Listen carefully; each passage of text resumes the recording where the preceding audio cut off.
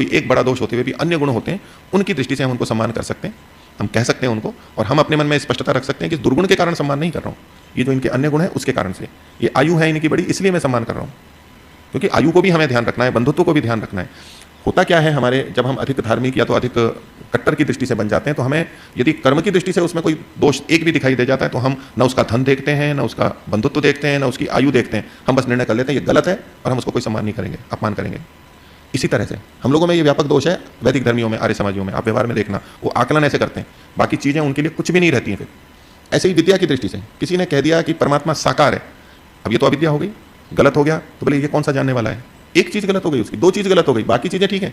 पर हमारी दृष्टि क्या बन जाती है, अतिवादी, कट्टरवादी। हम कहते हैं इसको यही नहीं पता, मतलब कुछ भी नहीं पता है, हम उसको शून्य अंक देते हैं, ऋण में ले जाएंगे उसको। और ऐसा है, भले कितना भी धनवान हो, कितना भी बंधु हो, कितना भी वय वाला हो और कितना भी अच्छे काम करता हो, हमारी दृष्टि में शून्य है या ऋण में है, अब वो हमारे द्वारा सम्मान के योग्य नहीं है। ऐसा व्यवहार आप हमारे समूह में बहुत देख सकते हैं, नयों और पुरानों, उन सब में आप ये व्यापक देख सकते हैं। इतनी कट्टरता रहती है, इतना, और उसको बल्कि प्रशंसित रूप में समझा जाता है कि देखो कितने सिद्धांतवादी हैं ये, कितने सिद्धांतवादी हैं कि ऐसे लोगों के साथ कोई व्यवहार नहीं करते,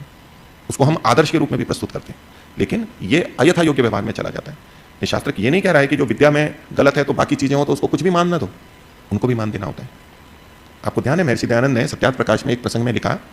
जैनियों के प्रसंग में, कि जैनी लोगों को एक दोष बताया कि जो अन्य मत संप्रदाय वाले धार्मिक सज्जन पुरुष हैं उनका भी वो मान नहीं करते,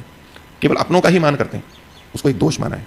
और साथ में उन्होंने ये कहा है कि जो अन्य मत संप्रदाय में भी जो धार्मिक और सज्जन लोग हैं उनका सदा मान करना। इसका क्या मतलब हुआ कि सिद्धांत की दृष्टि से, यानी ईश्वर के साकार निराकार जो कि हमारे लिए महत्वपूर्ण है, मूर्ति पूजक है नहीं है, अवतार लेता है नहीं लेता है, आत्मा को विभू मानता है, एक देशी मानता है, ये जो कुछ विशेष सिद्धांत की बात है, मुक्ति से जीव और आत्मा को एक मानता है, जीव और परमात्मा को एक मानता है, ब्रह्म सत्यम एक ही तत्व है, इत्यादि जो भी सिद्धांत है। तो महर्षि दयानंद का क्या संकेत है, इन वाक्यों से क्या निकल के आता है कि जो अन्य मत संप्रदाय यानी वेद से विपरीत मान्यताएं, सिद्धांत जो रखते हैं, वो भी यदि धार्मिक है तो उनका मान करना चाहिए। तभी तो वो जैनियों की निंदा करते हैं। आजकल सब जैनी ऐसा नहीं करते, दूसरों को भी मान देते हैं, लेकिन एक भावना वहां पर प्रचलित है, जैसे कि हमारे यहाँ भी प्रचलित है कि जो वैदिक धर्मी विद्वान नहीं है उसको हम कोई मान नहीं देते। हमारे यहाँ बहुत सारे ऐसे लोग हैं, नहीं इससे तो मैं नहीं पढ़ूंगा, ना इससे तो मैं बात नहीं करूंगा, नहीं इससे तो कुछ नहीं सीख सकता मैं। हमारे यहाँ व्यापक है, जैसे जैनियों में ऐसे आर्य समाजियों में भी है ये दोष।